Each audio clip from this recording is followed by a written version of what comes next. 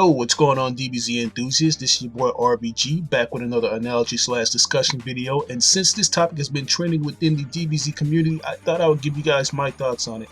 And that revolves around the future of one of the most prominent characters in the series, Gohan. Now, I know I'm pretty late with this, but I'm gonna somewhat tie this discussion in with the recent ending of the Trunks and Goku Black saga, since there are some mixed feelings regarding that conclusion. Now, I think I speak for all the Gohan fans when I say that this nigga has been lost in obscurity since we saw him in the Battle of the Gods movie. I mean, to be fair, it's been somewhat retconned into a more fleshed out story in Dragon Ball Super, but it's only been like 65 episodes. But in actuality, it's been 3 going on 4 years since the original Battle of the Gods movie came out. Since then, he hasn't really done anything except take down a couple of Frieza's lackeys from the resurrection of FR. Some fans might even argue that Toriyama has just given up on Gohan and his main priority revolves around developing Goku and maybe Vegeta. I thought the same thing at first, but as the series progresses, I'm noticing some similar elements that we've already seen in Dragon Ball Z. Since Super has been simulcasted worldwide compared to being released years later out of Japan, you can't refute the fact that we've been able to be a part of the conversation this go around. And I can honestly say that Toriyama and the Toei team are listening, because we've seemed to be getting some things we've been asking for in small doses. We've gotten the inclusion of Super Saiyan God Vegeta, even though that was kind of a lackluster appearance. And we've also gotten one of the most popular characters, Trunks, to come back in one of the most talked about anime arcs to date. And is it just me, or does it seem like this series is borrowing things from Dragon Ball Z games like Dragon Ball Online and Xenoverse? I mean, correct me if I'm wrong, but I'd say that shard Bulma was looking at from episode 68 of Dragon Ball Super looked a lot like the time chasm crystal shard from Dragon Ball Xenoverse. This hasn't been confirmed, but it's just ironic that it looks so similar. Even the symbol on the time ring that was issued out by the Supreme Kai Gawasu bears a resemblance to the symbol the Time Breaker sported in DB Online, Heroes, and Xenoverse. But as I said, these could all just be coincidental. I wouldn't be surprised if Toriyama already had these concepts and just allowed those games to use them before he decided to make Dragon Ball Super. But anyways, in my opinion, I'm being extremely biased here. Super seems to be going with the same rinse and dry formula as Dragon Ball Z. And what I mean by that is we seem to be going backwards, not in terms of story progression though, but in terms of actual character development. If you judge from the series so far, not that many things have changed. We still got Goku and Vegeta in a tug of war to be the best. Goten and Trunks are still the poster boys for laughs and giggles, and Piccolo's still that side nigga. But when it comes to Gohan, he's a little bit different.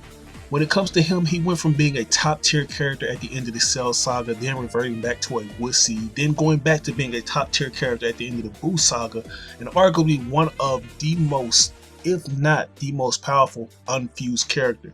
So there's ultimately a pattern we're seeing where the certified characters like Gohan's development seems to be fluctuating, so to speak. I don't know if he is being written that way to further the plot, but something seems to be going on.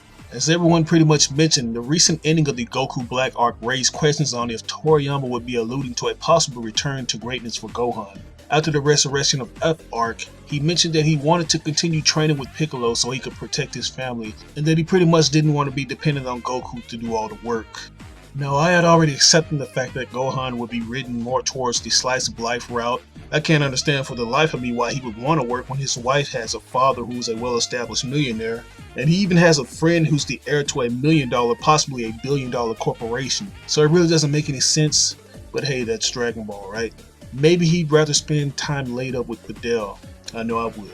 Videl's coochie has got to be Gucci if Gohan made her squeeze out a baby. And you know Vegeta sure doesn't miss an opportunity to beat the walls off of Bulma, and we pretty much know he'll be cuffing that down during ovulation month since Baby Bra will be in the picture soon. I'm just saying.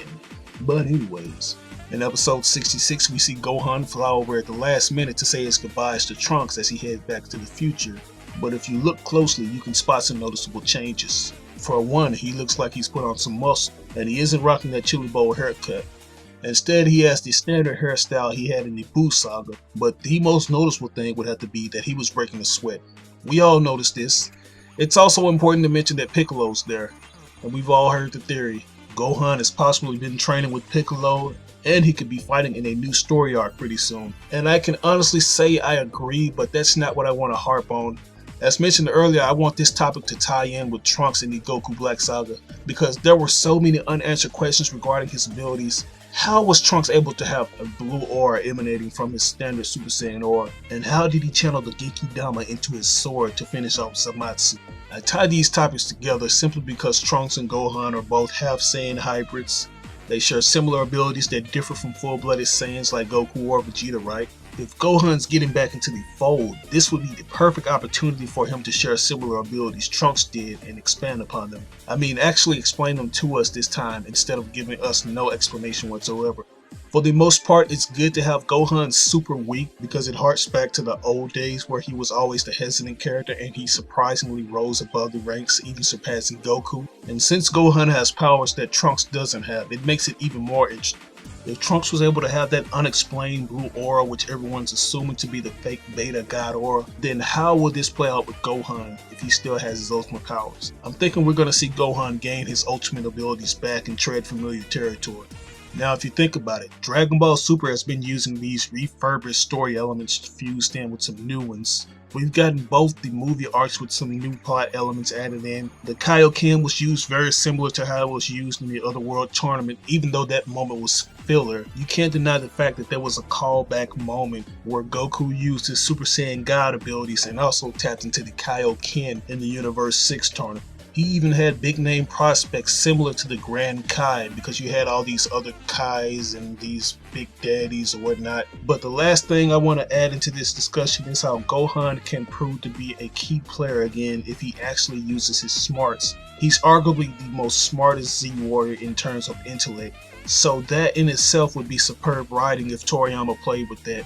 Gohan could study more into the Saiyan anatomy and further analyze things such as ki energy. He could even discover how Trunks was able to give himself an edge against Zamasu. But these are all just my theories and opinions. What do you guys think? Leave your thoughts on what you think will become of Gohan in the comments section, and don't forget to like or dislike the video and subscribe if you want more Dragon Ball Super discussions. I'll hit you guys up later. Peace out. Hey you beautiful sexy muffin you. You like anime? You want to support your anime the right way? Then I got a deal you don't want to miss out on. Your boy has joined forces with Crunchyroll to bring you the latest and greatest animes for your viewing pleasure. Because I know you get tired of watching animes in poor quality on those illegal streaming sites, and I know deep inside that you want to help make a difference by supporting your anime the legit way. Anime has played a significant role in my life along with Crunchyroll over the past few years. I could be wasting time lurking in the nearest big booty models DMs and milli rocking until my shoulder pops, but your boy has better things to do with his life, like watching all the newest anime on Crunchyroll. Crunchyroll is the best spots to watch all your favorite animes and is dedicated to offering you, as well as me, the best experience you can find. Not only that, but they offer simulcasted episodes that are professionally subtitled on the same day it's aired in Japan. And don't worry, the subtitle font is pleasing to the eyes and you can watch this in glorious 1080p HD. Want to watch something with swag as well as superpowered fisticuffs? Then check out JoJo's Bizarre Adventure. Disappointed in the announcement that the hottest new JRPG, Persona 5, has been delayed again? Then slide on over to Crunchyroll and check out the anime spin-off, Persona 5 The Animation, The Daybreakers, to satiate your appetite. They even got our favorite intergalactic slugfest, Dragon Ball Super, so you don't have to worry about going over to those illegal sites to get a poorly rendered and poorly translated episode a day after it's been aired. Don't play yourself, keep up with the times. But I know you're probably yelling at the screen, but I don't have the paper to afford Crunchyroll. Don't worry about all that because your boy has you covered. You should see a link that reads crunchyroll.com/randomblackgamer in the description box below. By raping this special URL link long click style, you get the exclusive offer of trying out Crunchyroll Premium for 30 days free. It's available on all your favorite gaming systems, handhelds, and any device you prefer, so you got no excuse. Like a bruised up hand sausage, you can't beat that deal. But anyways, let's get on with the video.